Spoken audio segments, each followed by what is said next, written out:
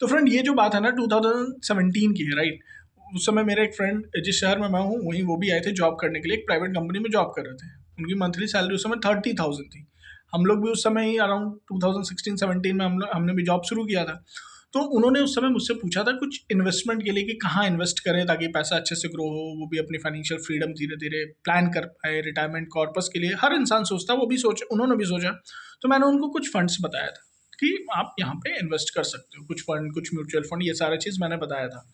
तो वो धीरे धीरे इन्वेस्ट तो कर रहा था SIP के थ्रू, हर महीना इन्वेस्ट कर रहा था, and till date he is doing his investment. But एक चीज़ अभी रिसेंटली मैं उनसे मिला था 2026 में, अभी रिसेंटली मैं उनसे मिला। तो एक चीज़ मैंने नोटिस किया, पता है क्या, कि जब मैंने उनसे इन्वेस्टमेंट की बात की ना कि आप जो इन्वेस्ट कर रहे हैं वो सब अच्छा चल रहा है या नहीं चल रहा है, तो उन्होंने मुझे ये बताया कि अब ना उनकी सैलरी 1,80,000 हो गई है, right, and he is investing only 12,000 a month. अब सोचो, जब सैलरी 30,000 थी तब वो इन्वेस्ट कर रहे थे 6,000 अ मंथ। आज के डेट में उनकी सैलरी 1,80,000 है and he is investing only 12,000 a month.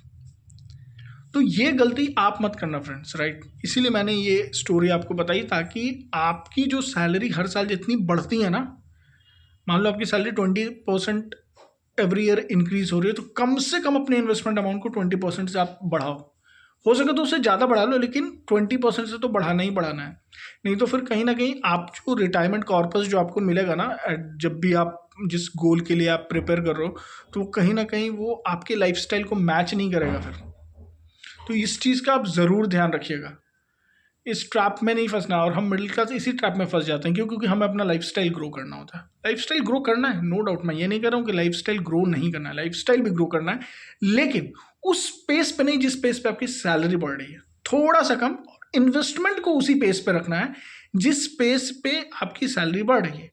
इससे ये होगा ना कि जब आप रिटायर करोगे ना, या जिस समय आप फाइनेंशियली फ्री होगे ना, तो एटलीस्ट उस पर्टिकुलर कॉर्पस, जो फाइनल कॉर्पस आपको मिलेगा, उससे आप अपनी प्रेजेंट लाइफ स्टाइल को कॉम्प्रोमाइज नहीं करना पड़ेगा।